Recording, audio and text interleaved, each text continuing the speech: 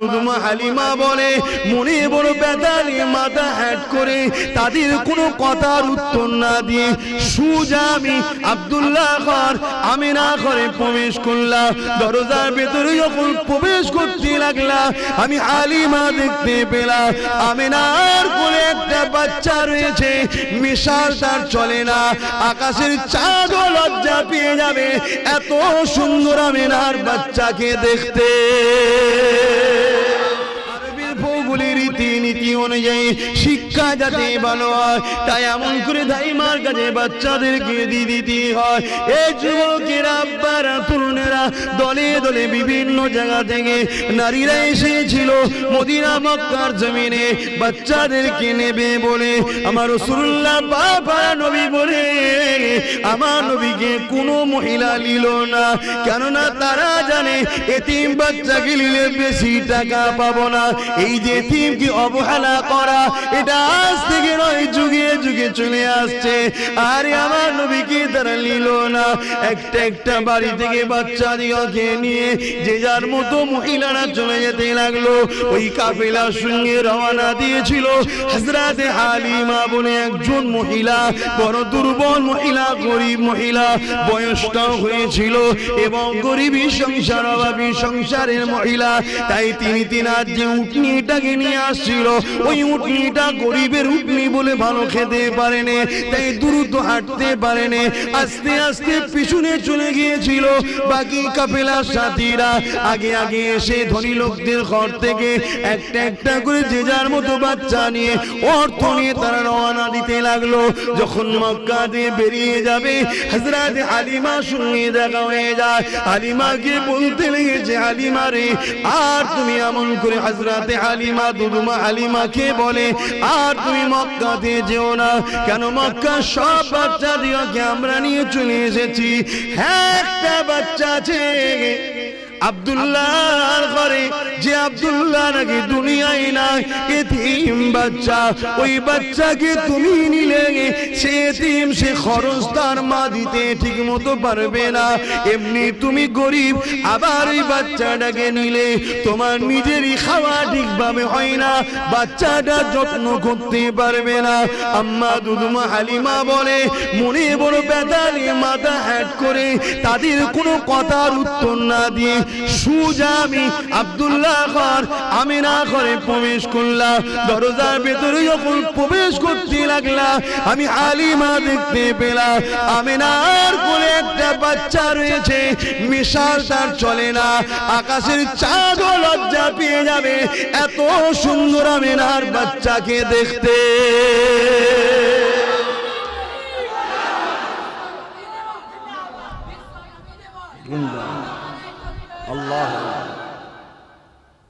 আমার রাসূলকে দেখে আকাশের চাঁদও নিজেকে ঢেকে নিতেন, এত সুন্দর আমার রাসূলকে দেখতে। চাঁদের খুঁত আছে, আমার রাসূলের কোনো খুঁত ছিল না। জোরে বলুন সুবহানাল্লাহ।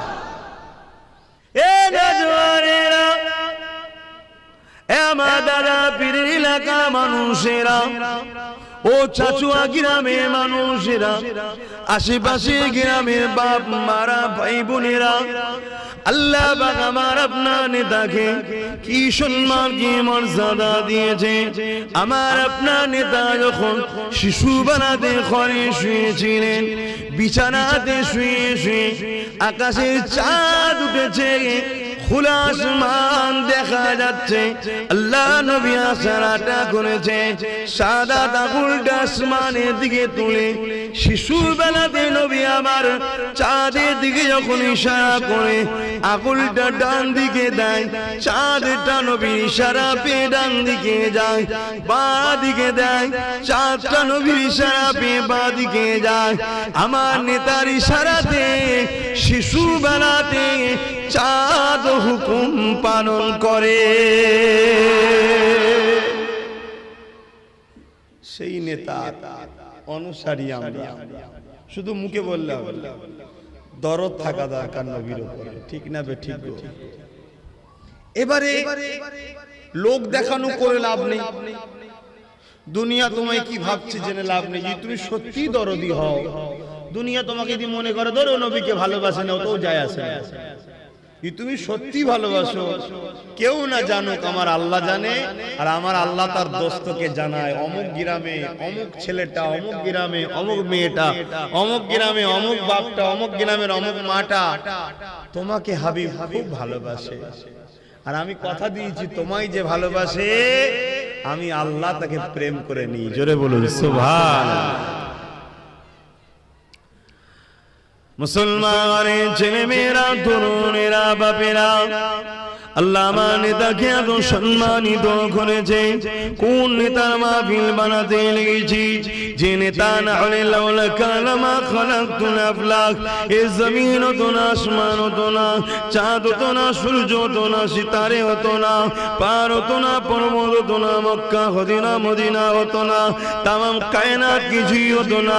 যে নবী পাকের খাতির আল্লাহ আদম শফিউল্লাহকে বানিয়েছে, মুসা কালিমুল্লাহকে বানিয়েছে, তামাম নবী রাসূল পীর পয়গম্বরদেরকে বানিয়েছে, যে নবীর খাতির আল্লাহ জান্নাত একটা বেশি বানিয়েছে।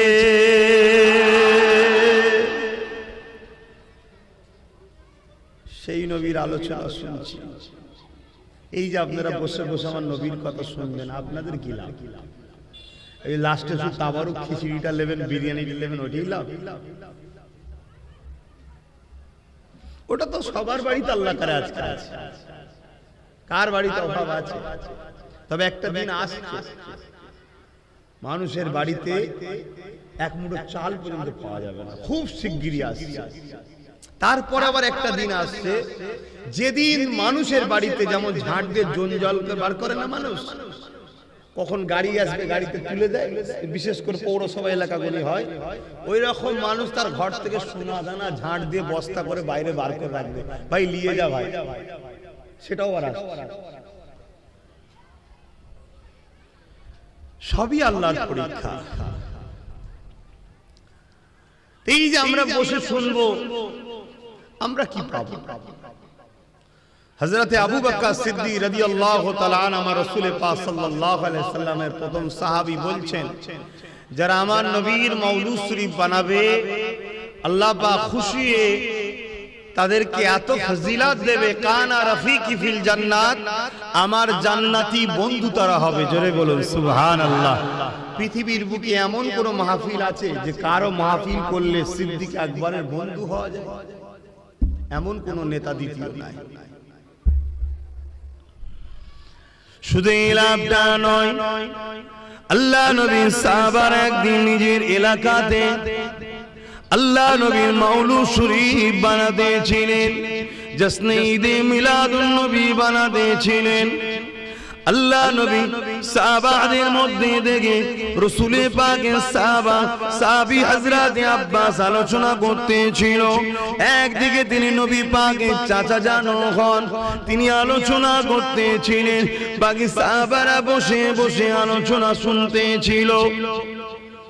এই যুবকেরা আল্লাহ নবী চাচা জান আলোচনা করে, এ আমার সাবির উম্মাহ সাহাবারা আল্লাহ আমার নবীকে এত সম্মানিত করেছে।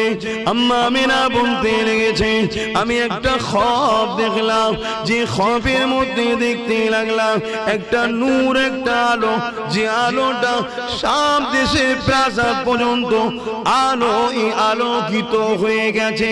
আল্লাহ নবী জানিয়ে দিলেন ওই আলোটা অন্য কেউ নয়, ওই আলোটা হলো, নূরটা হলো আমি মুহাম্মাদুর রাসূল।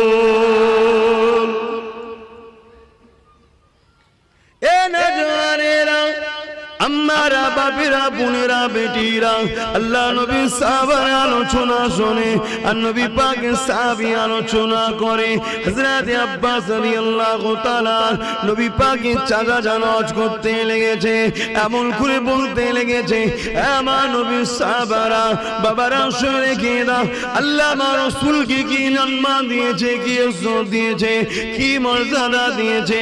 আমার রাসূল যখন আম্মা আমিনার গর্ভে ছিল, দুনিয়ার জমিনে আম্মা আমেনা রাসূল যখন গর্ভে ছিলেন আম্মা আমেনা একদিন খ্বব দেখতে লাগলেন আমার ঘরে একটা যুবক সন্তান প্রবেশ করেছে ওই খ্ববের মধ্যে আমি আমেনা আমার ঘুমটা ভেঙে যায় আমি চমকে যাই ঘুমটা ভেঙে গিয়ে চোখটা খুলে দেখি খ্ববে যে যুবকটাকে দেখেছিলাম ওই যুবকটা আমার ঘরে দাঁড়িয়ে আছে আমি আমেনা দেখে ঘাবড়ে গেলাম ওই যুবকটা আমাকে বলেছিল ও মা আমেনা ঘাবড়ে যাবেন না মা আমি দুনিয়ার কোনো পুরুষ নয় আমি হলো আল্লাহ পাকের পাঠানো ফেরেশতা হযরতে জিবরাইল আলাইহিস সালাম এ আমেনা খুশি সংবাদ নিয়ে এসেছি আল্লাহ তোমার গর্ভে একটা সন্তান রেখেছে ওই সন্তানটা কে জানো আম্মা আমেনা বললেন জানি না হযরতে জিবরাইল বলেছিলেন এ আমেনা রে ঈসা রূহুল্লাহ যার জন্য দোয়া করেছিল মা মারিয়াম যার জন্য দোয়া করেছিল ইব্রাহিম খলিল কাবা তৈরি করে যার জন্য দোয়া করেছিল এ আমেনা ওটা অন্য কেউ নয় নবীদের নবী আল্লাহর দোস্ত তোমার গর্ভে রয়েছে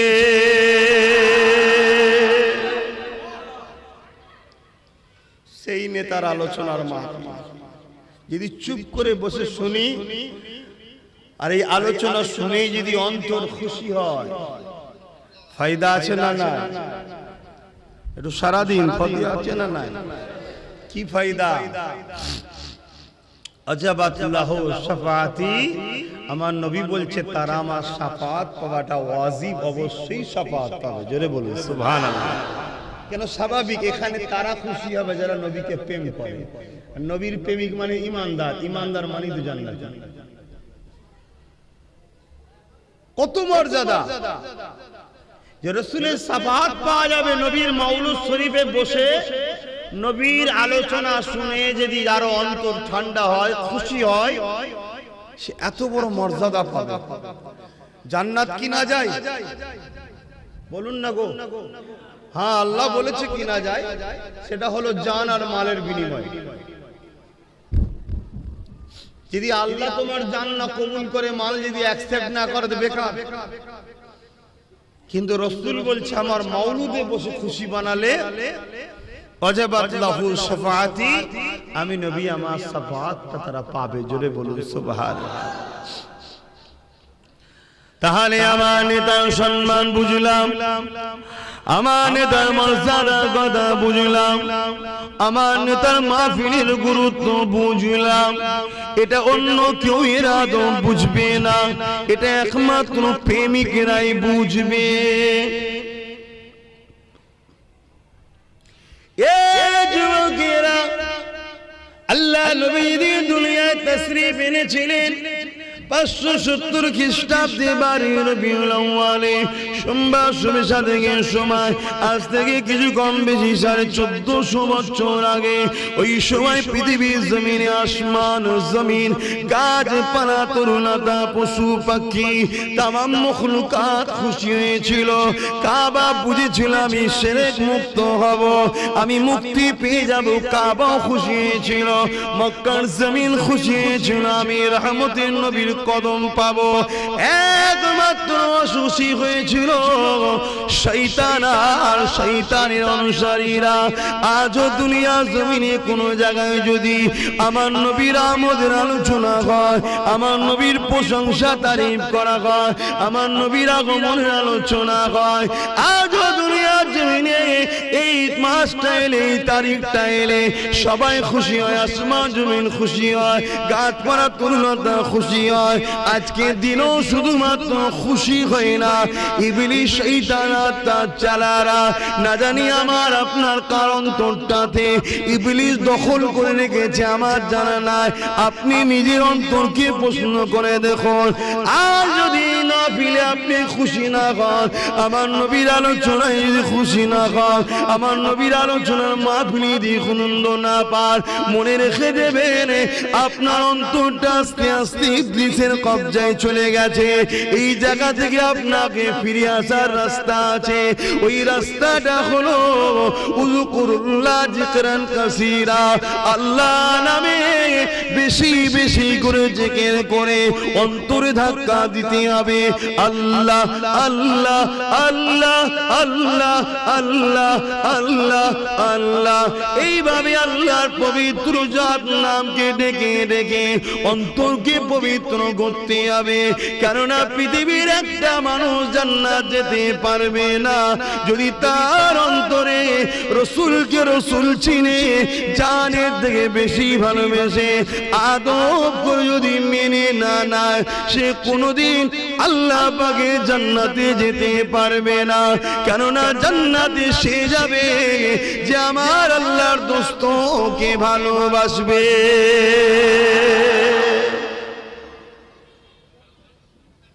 আজকে এই মাহফিল গুলোর বিরোধী এক শ্রেণীর মুনাফিকরা করছে না, করছে।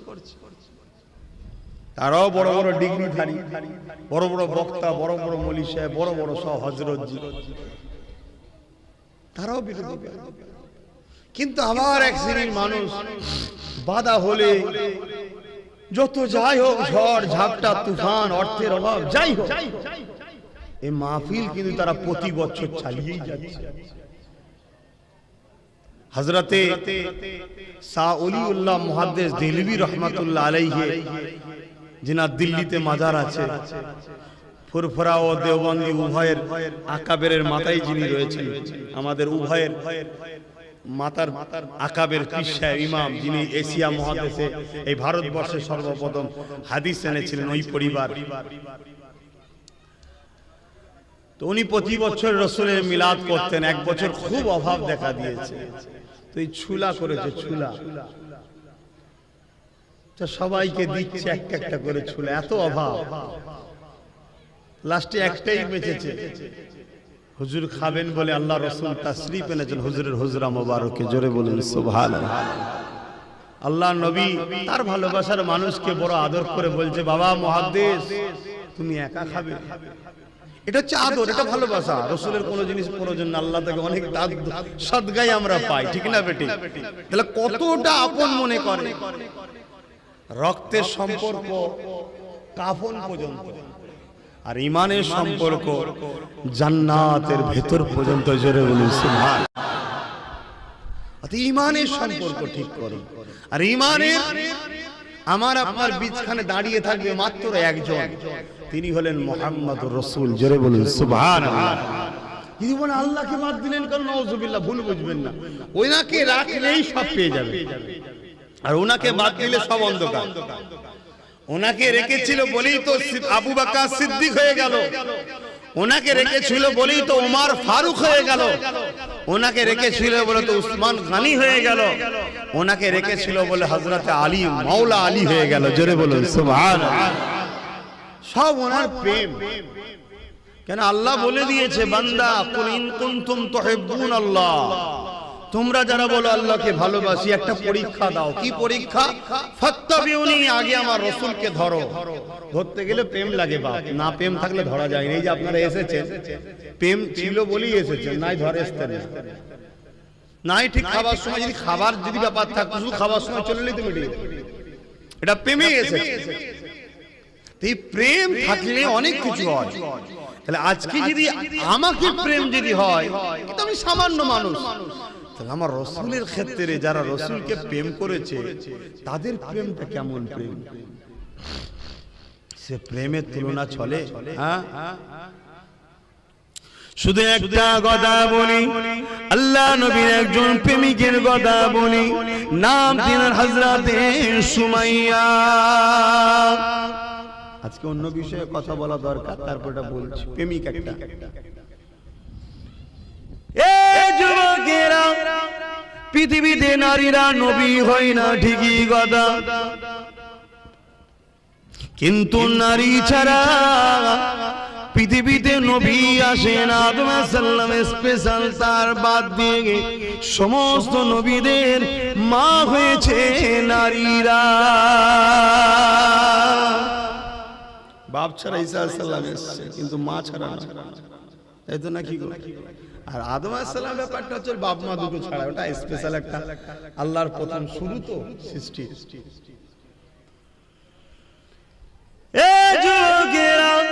ইসলামের ইতিহাসে আমার নবীর বহু প্রেমিক রয়েছে, আমার নবীকে অনেক ভালোবেসেছে, কিন্তু আমার নবীর প্রেমে ইসলামের ইতিহাসে সর্বপ্রথম যিনি জান দিয়েছে উনি কোন পুরুষ নয়, উনি হলো নারী, যিনার নাম হলো আম্মা জান হযরতে সুমাইয়া।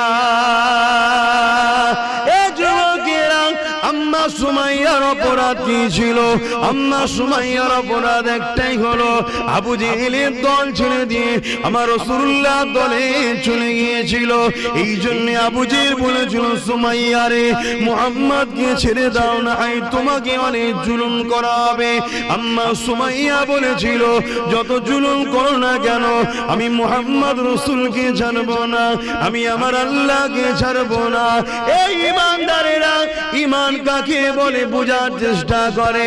ঈমান শুধু মুখে বললে হয় না, মুহাব্বত করি। আল্লাহ পাক কঠিন পরীক্ষা নেবে, ওই পরীক্ষায় পড়ে গিয়ে ঘাবড়ে গেলে হবে না, ওই পরীক্ষায় পড়ে গিয়ে ধৈর্য হারা হলে হবে না। আম্মা সুমাইয়া দেখিয়ে দিল বিশ্বের মানুষকে ঈমান কাকে বলে, ঈমানদাররা কেমন হয়। আর আমার আল্লাহ দেখিয়ে দিল, এ সুমাইয়া রে, কিয়ামত যতদিন হবে দুনিয়া জমিনে আমার একটাও যদি ঈমানদার থাকে, সুমাইয়া তোর আলোচনা হতে থাকবে। কেন তুই আমাকে প্রেম করেছিস, আমার হাবিবকে প্রেম করেছিস, কিয়ামতের শেষ দিন পর্যন্ত তোর আলোচনা হবে। ফুরফুরার আব্বাস সিদ্দিকও তোর আলোচনা করবে, তাই তো করছি আজকে। আর তোর আলোচনা শোনার জন্য হাজার হাজার পাগল বসে থাকবে, তাই তো আপনারা বসে আছেন আমার আলোচনা শুনবেন। ইতিহাস তৈরি অত সহজে হয় না। আম্মা জান কে আবু জেহেল কি করলো? বাজারের বীজকারী লোকেদের সামনে অর্থ উলঙ্গ করে দিল, বেউজ্জতি ব্যাপার। অর্ধ উলঙ্গ করে বলেছিল, সুমাইয়া আল্লাহকে ছেড়ে দে, মুহাম্মাদের দল ছেড়ে দে। আম্মা বলেছিল, এ আবু জেহেল, যতই জুলুম করিস না কেন, যতই যাই করিস না কেন, ওটা আমার শরীরের উপরে, জিসমের উপরে করতে পারবি। আমার যে জায়গায় আল্লাহকে বসিয়েছি, আমার যে জায়গায় নবীকে বসিয়েছি, ওই জায়গাতে কখনো তোর চোর চলবে না। ওটা আমার অন্তর, ওটা আমার হৃদয়। এই যুবকেরা, এই কথা শুনে আবু জেহেল রেগে গিয়ে ঘোড়া মাগানো দুটো। আম্মা সুমাইয়া দুই পায়ে ভালো করে দড়ি বেঁধে দিল, ঘোড়ার পায়ে দড়ি বেঁধে দিয়ে ঘোড়াকে ছুট কাটাতে লাগলো। আর বুকের উপরে একটা ভারী পাথর চাপিয়ে দিল। নিঃশ্বাস নিতে কষ্ট হতেছিল। গরম মরুভূমির বাড়ির উপর দিয়ে আম্মা সুমাইয়াকে টেনে টেনে যেতে নিয়েছে।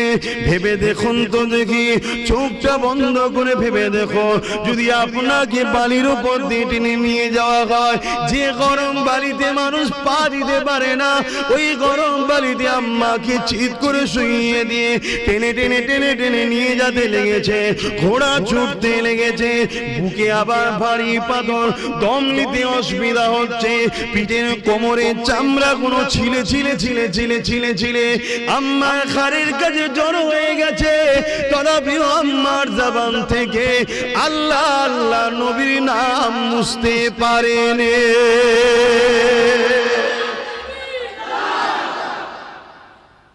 আজও চালাচ্ছে শয়তানরা, শয়তানের চাল। আমাদের কাছ থেকে কি করে আল্লাহ সরাবো, নবীকে সরাবো, চেষ্টা আজও করছে। বিশেষ করে আমার মা বোন চেষ্টা করছে, সব ষড়যন্ত্র চলছে। এইবারে বাপ যে প্রেম করে সে কখনো ছাড়বে না। কেন? যে প্রেম করছে, প্রেমের মজা বুঝেছে তো। সে খেতে পেলেও আল্লাহ বলবে, না খেতে পেলেও আল্লাহর বলবে। সে বিমারে থাকলেও আল্লাহ বলবে, সুস্থ থাকলেও আল্লাহ বলবে, অভাবে থাকলেও আল্লাহ বলবে, অভাব মিটে গেলেও আল্লাহ বলবে। হযরতে নবী আইয়ুব আলাইহিস সালাম মনে আছে 14 থেকে 18 বছর বিমারে ছিল। কেন? শয়তান বলেছিল আল্লাহ আইয়ুব নবীকে তুমি এত দিয়েছো তাই তোমায় ভালোবাসে। তো এই পরীক্ষা শুরু হলো। গায়ে এমন ঘা হলো, গন্ধ চোটে গোস্ত পচে যাচ্ছে, পোকা ধরে গেছে। বলুন তো ভাই, জ্যান্ত মানুষ যদি পোকা খায় সারা গায়ে কি যন্ত্রণা বলুন, ভাবা যায় কত যন্ত্রণা। এত কষ্ট, 18 বছর ধরে ঘা নিয়ে পড়ে আছে, গন্ধ চোটে নিজের ছেলে বউ বাচ্চা গ্রামবাসী সব ছেড়ে দিয়ে পালিয়ে, শুধু একটা স্ত্রী ছাড়ে। সবই আমরা জানি। তথাপিও কি তিনি আল্লাহর উপরে নারাজ হয়েছিলেন? লাস্টে যখন জবানে পোকা ধরবে তখন তিনি একটাই কথা বললেন, আল্লাহ আপনি যাতে রাজি আমি তাতে রাজি, তবে এই জবানে আপনাকে ডাকি, আপনি বড়ই রহমান, আপনি বড়ই মেহেরবান। আমার আল্লাহ খুশি হয়ে গেলেন। যাও ফেরেশতা ওর বিমার, ওর যা কিছু সব কেড়ে লিয়া হয়েছিল সব ফিরিয়ে দাও। আবার জোরে বলুন সুবহানাল্লাহ। একটা টাইম থাকে, একটা লিমিট থাকে, সেই দিন পর্যন্ত আল্লাহ আপনাকে পরীক্ষা করে। এবার যাকে যত বেশি ভালোবাসে তাকে তত কড়া পরীক্ষা নেই। সেই পরীক্ষায় আমাদের ঘরে ধৈর্য ধরে পার হতে হবে। কিছু খারাপ ভাববেন না, বুঝার জন্য বলছি। যে যাকে ভালোবাসে সে যদি তাকে ডাকে, গভীর রাত্রিরে বিশাল বাজ পড়ছে, পানি পড়ছে, আপনার ভালোবাসার মানুষ যদি আপনাকে ডাকে যে আসুন, তুমি আসো, তোমার সঙ্গে আমার কথা আছে, তোমাকে আমার দেখতে ইচ্ছা করছে, এত বাজ এত পানি মনে থাকে তো সব ছুটবে, তাই তো নাকি? দুনিয়ার যদি আমরা সৃষ্টি হয়ে সৃষ্টিকে এত ভালোবাসতে পারি, বাজ পানি ঝড় তুফান আমাদেরকে আটকাতে পারে না। আল্লাহকে যখন প্রেম করি তাহলে দুনিয়ার লোভ লালসা আমাদেরকে আটকাই কি করে? তো নিশ্চয়ই প্রেম হচ্ছে না। যদি প্রকৃত প্রেম হতো পৃথিবীর কোন শক্তি আমাদেরকে আটকাতে পারবে না। কেন? আগে তো পারেনি, ইতিহাস বলছে পারেনি। আল্লাহ নবী যখন দুনিয়ার জমিনে আসলেন, নবী আমার আস্তে আস্তে বড় হলেন। যে কাজ নিয়ে নবী আমার এসেছিলেন ওই মেসেজটা নবী পৌঁছাতে লাগলো। কাবা শরীফের পাশে দাঁড়িয়ে গেল, নবী আমার দাঁড়িয়ে গিয়ে বলতে লাগলো, লা ইলাহা ইল্লাল্লাহ আনা মুহাম্মাদুর রাসূলুল্লাহ। যারাই নবীকে ভালোবাসতো, যারাই মুহাম্মদকে আলামিন বলেছিল, যারাই আমার নবীকে বলতো খুব ভালো ছেলে, যারা আমার নবীর প্রশংসা করতো, যারা আমার নবীর সঙ্গে নিজের বাচ্চাদেরকে খেলতে বানাতো, নবী না হলে তাদের বাচ্চারা যাবে না, সব সময় আমার নবীকে যারা খুঁজতো। কিন্তু নবী যখন 40 বছর বয়সে বলল, লা ইলাহা ইল্লাল্লাহ আনা মুহাম্মাদুর রাসূলুল্লাহ, এ বিশ্বের মানুষেরা তোমাদের হাতে তৈরি করা 360টা, এরা তোমার ইলাহ নয়, এরা তোমাদের মাবুদ নয়, এরা তোমাদের প্রভু নয়, এরা তোমাদের খালেক নয়, এটা তোমাদের কাল্পনিক বানানো। কেন? প্রভুকে কেউ দেখেনি, প্রভুর কোনো ফটো নেই, মূর্তি নেই, প্রভুর কোনো ছবি নেই, প্রভুকে কেউ দেখেনি। প্রভু আমাকে পাঠিয়েছে শতশের নবী রাসূল করে। এর আগে ঈসা নবীকে পাঠিয়েছে, মুসাকে পাঠিয়েছে, ইব্রাহিম নবীকে পাঠিয়েছে, ইসহাক নবীকে পাঠিয়েছে, ইসমাইল নবীকে পাঠিয়েছে, ইউসুফ নবীকে পাঠিয়েছে। এইভাবে যুগে যুগে যুগে যুগে তোমরা যখন প্রভু রাস্তা ভুলে গিয়ে অন্যায়ের দাসত্ব শুরু করো, শয়তানের তাবেদারি তৈরি করো, তখনই প্রভু তার পক্ষ থেকে নবী রাসূল পয়গম্বর পাঠায়। আমি হলাম সেই আখিরি জামানার নবী, আনা মুহাম্মাদুর রাসূলুল্লাহ। আমাকে মেনে নাও তোমরা। যারা আমার নবীর প্রশংসা করেছিল, যারা আমার নবীকে আলামিন বলেছিল, চিরসত্যবাদী বলেছিল, তারাই মুখ ফিরিয়ে নিয়ে চলে গেল। কেননা তাদের স্বার্থে আঘাত করলো। আজও আছে, আজও আছে যারাই আপনাদের কারণে হুড়োহুড়ি করবে, যারাই আপনাদের কারণে কত শাবাশি দেবে, যখনই দেখবেন স্বার্থে আঘাত করবে তারাই তখন ফসতে নেবে। আজও আছে। আল্লাহ রসুল দ্বিতীয় দিন আবার গেলেন, আবার লোককে ডাকলো। শুনছেন তো বাপ ভাইরা, অনেক কষ্ট করে পৃথিবীতে ইসলাম প্রচার হয়েছে। মুড়ি পেঁয়াজি খেয়ে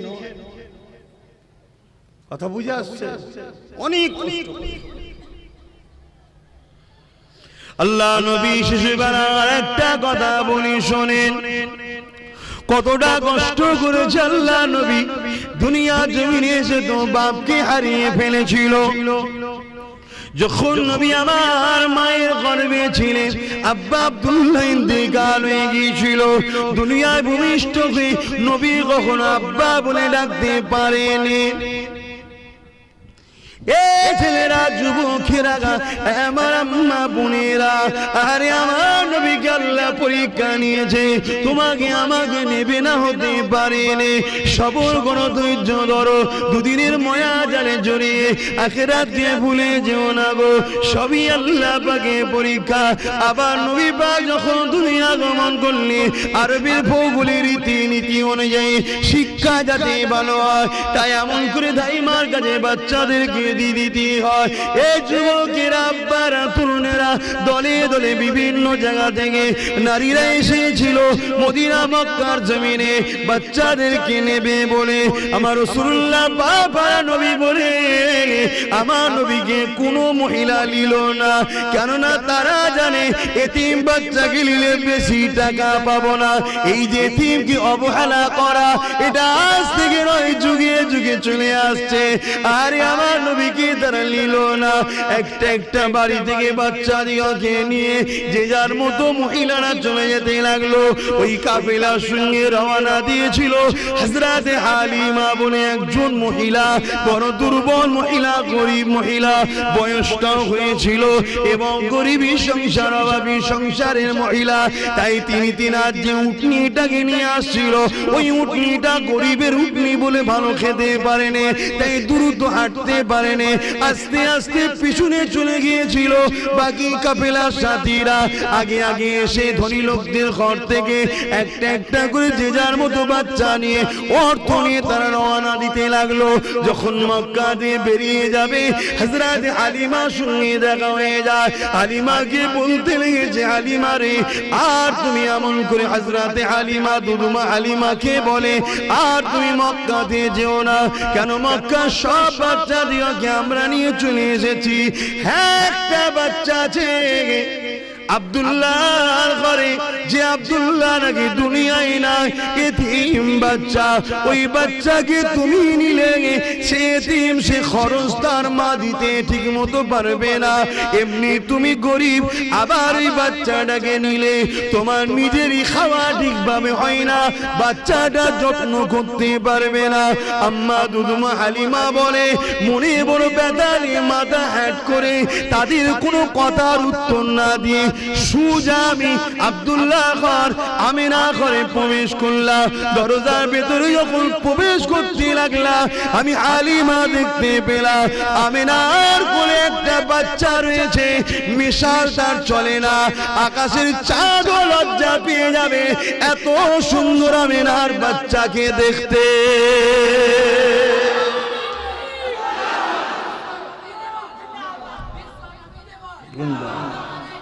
আল্লাহ, আমার রাসূলকে দেখে আকাশের চাঁদও নিজেকে ঢেকে নিতেন, এত সুন্দর আমার রাসূলকে দেখতে। চাঁদের খুঁত আছে, আমার রাসূলের কোনো খুঁত ছিল না। জোরে বলুন সুবহানাল্লাহ। কি গো, বলা যাবে তো নাকি? কেন এখন বাবা কথা বলা যাচ্ছে না? তাম্মা আমিনা হুজুরের কোলে আমার রাসূল রয়েছে। রাসূল তারা আম্মার মুখের দিকে তাকিয়ে আছে। দুদুমা হালিমা ঘরে ঢুকেছে। আম্মা হালিমা বলছেন, আমিনার কোলে তো তুলনা চলে না, বুঝাবার জন্য বলছি, চাঁদের যেন একটা টুকরো রয়েছে। জোরে বলুন সুবহানাল্লাহ। আমি যখনই ঘরে ঢুকলাম, আমিনার থেকে মুখটা ঘুরিয়ে মুস্তাফা জানে রহমত আমি হালিমার দিকে তাকালো। তাকিয়ে একটা মুচকে হেসেছিল। আমার মন যেন বলছে, মোহাম্মদ কিছু বলতে চেয়েছে, এটাই বলতে চেয়েছে। হালিমা দুনিয়া তোকে লাঞ্ছিত অপমানিত করে, শুরুতেই গরিব বলে, একবার আমাকে কোলে তুলেলে দুনিয়া তোকে সালাম ঠুকবে। জোরে বলুন সুবহানাল্লাহ। আজ আব্বাস সিদ্দিকীর জান কুরবান হয়ে যাক আমার রসুলের দুধমা হালিমার কদমে, ঠিক না বেঠিক? হায় রে হালিমা, কাকে কোলে নিয়েছে? আমার রসুলকে কোলে নিলেন, অনেক বড় কথা। রওনা দিলেন। আম্মা আমেনা কিন্তু বলেন ইনি আখিরি জামানার নবী, বলেনি। কেন? দুশ্মন থাকে না, থাকে না। পৃথিবীতে একদল ধার্মিক থাকে, আর একদল আবার ধর্ম ব্যবসায়ী থাকে। ধার্মিক যে কোনো ধর্মেরই হোক, সে অন্য ধর্মকে কখনো আঘাত দেয় না। কেন? সে ধার্মিক। কেন? সে তার ধর্মকে ভালোবাসে। সে জানে ইট মারলে পাটকে লাগবে। কিন্তু ধর্ম ব্যবসায়ী যারা, তারা সর্বসময় কিন্তু একে অপরের ধর্মকে আঘাত দেয়। এবার এই ধর্ম ব্যবসায়ী সব ধর্মেই কম বেশি আছে, নেই বলুন, কম বেশি আছে। তাদের জন্যই তো ফিতনাটা শুরু হয় পৃথিবীতে। তো ভাইয়েরা আমার, তা আম্মা জান হযরতে আমেনা হুজুর কিন্তু বলেননি যেটা আখিরি জামানার নবী হবে। শুধু এতটুকু বলেছে, তুমি আমার বাচ্চাকে নিয়ে যাবে, আমার বাচ্চার জন্য কোনো কষ্ট না হয়। ওই এক চাউনিতেই তো হালিমা হুজুর প্রেমে পড়ে গেছে। তাই বলেছে, আমেনা তুমি নিশ্চিন্তায় থাকো, আমি আমার জান দিয়ে দেবো, তোমার বাচ্চার জন্য কোনো ক্ষতি হতে দেবো না। জোরে বলুন সুবহানাল্লাহ। রাসূলকে কোলে নিয়েছি। কোলে লিবার পর শরীরে একটা আলাদা এনার্জি হচ্ছে। আম্মা গরিবের ঘরের মেয়ে হলে যা হয় রে বাবা, অল্প বয়সেই বুড়ি হয়, ঠিক না বেটি? আর ধনী লোকের ঘরের মেয়ে হলে বুড়ি হলেও জোয়ান লাগে। খারাপ লেবেন না, বুঝাবার জন্য বলছি। সবকিছু খাবারের উপরে নির্ভর করে, ভিটামিন টিটামিন অনেক কিছু ব্যাপার থাকে। গরিব পাবে কোথা? ওই তো সেই শাক সবজি মাঠ থেকে তুলে নিয়ে, তাও আবার হয়তো ঠিক একটু ভালো মন্দ গরিব কে আর পায়? আম্মা হালিমা, দুধমা হুজুর হালিমা, তেনার শরীর দুর্বল হয়ে গিয়েছিলেন, অনেক রকম শরীরের কমজোরি এসে গিয়েছিল। আমি বলছি, যখন আমি বাচ্চাকে কোলে নিলাম, আমার শরীরে একটা আলাদা এনার্জি ফিল করছি, যেন একটা আলাদা ক্ষমতা আসছে। জোরে বলুন সুবহানাল্লাহ। যাক, ভাবছে হয়তো ছেলেটা একটা কোনো কারিজমা হবে, নবী হবে জানেন, কারিজমা হবে, ভালো ছেলে হবে। নিয়ে যখন উটনির পিছনে উঠলো, আম্মা হালিমা এনে রেখেছিল উটনিটাকে, দুর্বল, খেতে পাই না। যখন তার কাছে গিয়ে দেখছে সবল শক্তিশালী, সে লাফাচ্ছে ছুটবে বলে। এবং যখন নিয়ে উঠলেন, যারা আগে চলে গিয়েছিল সঙ্গে সাথীরা, তাদের সবাইকে পিছনে রেখে অনেক পরে ঘোড়া উটনি ছেড়ে সবার আগে তিনি ঘরে পৌঁছালেন। জোরে বলুন সুবহানাল্লাহ। এবং মরুভূমি এলাকা আরব, পানির অভাব খুব এখনো আছে। আল্লাহ জমজমের ওসিলায় অভাব দেন। জমজমটা আল্লাহ পাকের কত বড় কুদরত ভাবুন। সারা পৃথিবীর লোক যে ব্যারেল করে ভর্তি করলে আসে, ডেলি কয়েক কোটি লোক খাচ্ছে, সারা আরবে যাচ্ছে। কথা বুঝে আসছে? এবং যখন হজ করতে যায়, রসুল বলেছে আবার জমজম কম খেলে মানে পেট ভরে খেতে হবে। কম খাওয়া মুনাফিকের আলামত, এটা শুনে রাখেন, বেশি করে খেতে হবে। তারপরে আর আপনি একটা পানি কোন জায়গায় রাখবেন একটা বোতলে, আর জমজম পানি রাখবেন একটা বোতলে। এই পানিটা এক বছর যেতে না যেতে এর মধ্যে দেখবেন একটা আবরণ পড়ছে সাতলা, আর ওই পানিটা 100 বছর রেখে দিলে ওই রকমই থাকবে। জোরে বলুন সুবহানাল্লাহ। আল্লাহর কুদরত তো সামনে দেখতে পাচ্ছি, তারপরেও যদি আমরা আল্লাহকে বিশ্বাস না করতে পারি, তো কপাল ফাটা ছাড়া আর কি হতে পারে? তো ভাইয়েরা আমার, তো ওই সময় সব কুয়া শুকিয়ে গিয়েছিল। আম্মা হালিমা বলছেন, আমার ঘরে একটা কুয়া ছিল, পানি ছিল না। গিয়ে দেখি কুয়ার কানা পরিমাণ পানি হয়ে আছে। জোরে বলুন সুবহানাল্লাহ। ছাগলগুলো ছিল, বকরি ছিল, দুম্বা ছিল, বাটের দুধ ছিল না, খেতে পাইনি। গরিবের ঘরের ছাগল, আপনাদের যেমন গরিবের পশুর হাল যেটা হয়, আর ধনী লোকের পশু দামি দামি খাবার দেয়, আর দেয়। অনেক ধনী লোক আছে তো গরুকেও কাজু বাদাম পেস্তা বাদাম খাওয়ায়, আর গরিব কোথা পাবে? দুর্বল হয়ে গিয়েছিল, কিন্তু দেখছে তার বাটে তো গিয়ে দুধে পরিপূর্ণ হয়ে আছে। জোরে বলুন সুবহানাল্লাহ। এইভাবে যখন ঘটতে লেগেছে, আম্মা হালিমা বুঝতে পারছে সব কারিজমা ওই বাচ্চার ওসিলায় হচ্ছে। অতএব এই বাচ্চাকে একটা আলাদা গুরুত্ব দেওয়া দরকার। আলাদা গুরুত্ব দেবে না দেবে না, এটা তকদির খুলছে। যে জিনিসের ওসিলায় তকদির খুলে ভাই কেউ হাতছাড়া করবে না।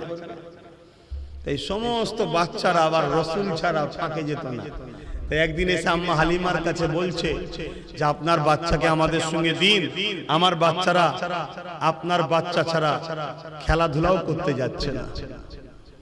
আম্মা হালিমা বলছে না, আমি এই বাচ্চাকে ছাড়বো না। আমার রাসূল বলছেন মা আপনি চিন্তা করবেন না, আপনি আমাকে ছেড়ে দেন, আমি তো শুয়ে যাচ্ছি। আল্লাহ রাসূল গেলেন, সমস্ত বাচ্চারা খেলছে, নবী কিন্তু খেলেন না। নবী পাহাড়ের ধারে, সব পাহাড় এলাকা, এক গুহা গায়ে চুপ করে বসে আছে।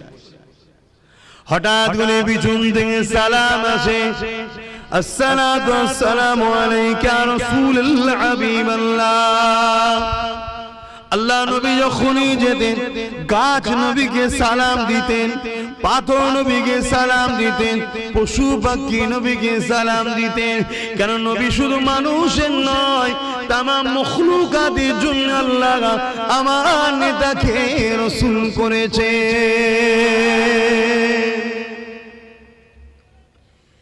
এ নবী পাকের উম্মতেরা, শুধু প্রেম করি নবী মানি বললে হবে না, আমার রাসূলুল্লাহর আদর্শে জীবন করতে হবে। দুনিয়ার কাউকে ফলো করলে হবে না, আমার রাসূল যা করেছে তাই করতে হবে। নবী ছাড়া কাকে ধরবেন? কে আছেন নবীর মতো বলুন তো দেখি? কেউ না আমার নবীর মতো। আরে ছোটবেলাতে আম্মা জান দুধমা হালিমা, তিনারও একটা সন্তান ছিল, নিজের সন্তানকে দুধমা হালিমা বাঁ দিকের স্তনটা পান করাতো, আর আমার রাসূলুল্লাহকে ডান দিকের স্তনটা পান করাতো। একদিন বেখেয়ালে আম্মা হালিমা বলতে লেগেছে, আমি মুহাম্মদকে বাঁ দিকের স্তন পান করাতে গেলাম, আমার বাচ্চাকে বড় খিদা লেগেছিল মুহাম্মদকে, আমি বেখেয়ালে বাঁ দিকের স্তনটা পান করাতে গেলাম, আমার মুহাম্মদ মুখ সরিয়ে দিতে লাগলো, বড় বিরক্ত বোধ করতে লাগলো। আমি অবাক হয়ে গেলাম, খিদে লেগেছে তো বিরক্ত হচ্ছে কেন? যখন আবার ডান দিকের স্তনটা পান করাতে গেলাম, আমার মুহাম্মদ আমার স্তনকে পান করতে লাগলো। আমার মনের মধ্যে একটা কৌতূহল হলো, কি ব্যাপার? আবার বাঁ দিকটা পরীক্ষার জন্য এবারে দিলাম, আমি দেখলাম বাচ্চা মুহাম্মদ মনটাকে মুখটাকে ঘুরিয়ে নিচ্ছে, বড় বিরক্ত বোধ করছে। আবার ডান দিকটা দিলাম, পান করলো, আবার একবার বাঁ দিকটা দিলাম, মুখটা ঘুরিয়ে নিচ্ছে, বিরক্ত বোধ করছে। আবার ডান দিকটা দিলাম, পান করিয়ে দিল। ওটাই আমার নবী বিশ্বকে দেখিয়ে দিল, আম্মা হালিমাকেও বুঝিয়ে দিল, মারে আমি মুহাম্মদ আল্লাহ সৃষ্টি অনুযায়ী এক সিস্টেমে আছি, কিন্তু আমি নবী হয়ে আছি। নবীরা কখনো কারো আমানত খেয়ানত করে না, কেননা নবী হলো মডেল, দুনিয়া নবীকে দেখে ফলো করে। আমি আমার ভাই দুধ ভাইয়ের হককে কখনো মারতে পারি না। আচ্ছা, সম্পদ তো হালিমা, এখানে কি হক? মা যদি তার বাচ্চাকে হক মারা না, রাসূল শিক্ষা দিচ্ছে, দেখো খবরদার, তোমার দুধ ভাইয়ের ওটা, এটা আমার ভাই পান করে, ওর হক ওটা। আর আজকে আমরা কি করে হক মেরে ধুঁ সরিয়ে ফেলি। হ্যাঁ, এ যুবকেরা, মুখে শুধু দাবি করলে হয় না, এর জন্য আরো ফেসে যাচ্ছেন না।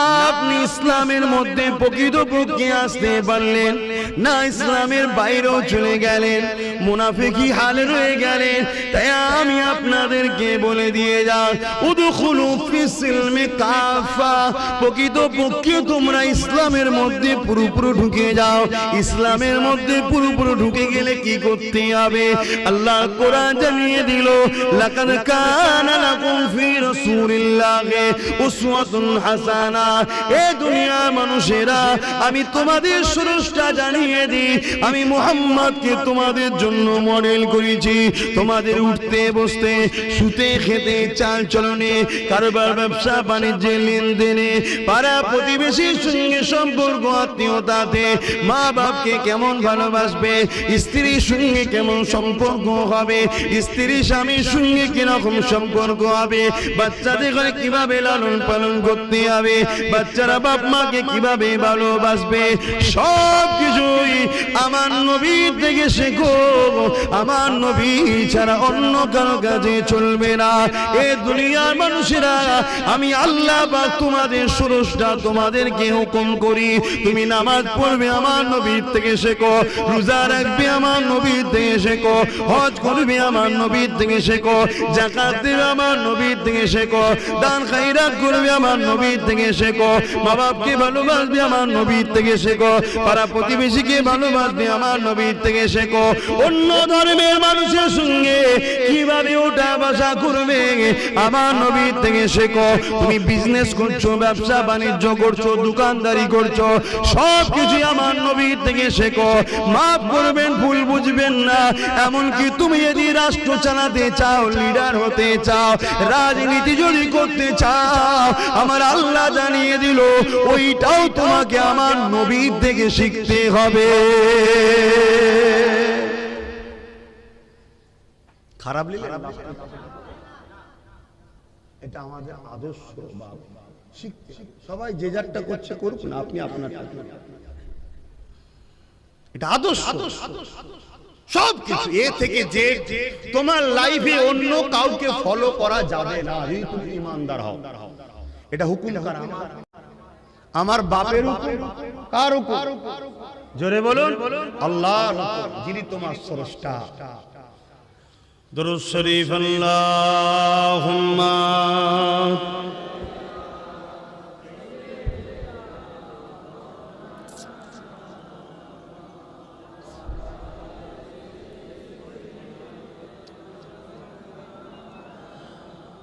जहाँ रोज़ाए पाके खैरुल वरा है, ओ जन्नत नहीं है तो फिर और क्या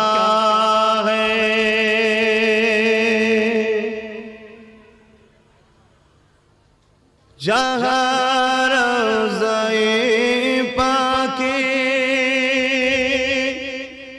खैरुल वरा है, ओ जन्नत नहीं है तो फिर और क्या है। कहाँ कहाँ मदीने की गलियां, एक किस्मत नहीं है तो फिर और क्या है। अल्लाहुम्मा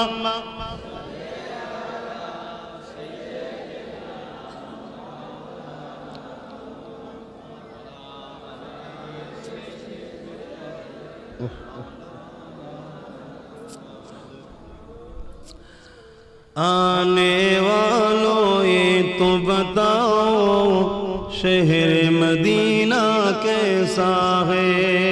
आने वालों ये तो बताओ शहर मदीना कैसा है। सर उनके कदमों में रख कर, सर उनके कदमों में रख कर झुक कर जीना कैसा है।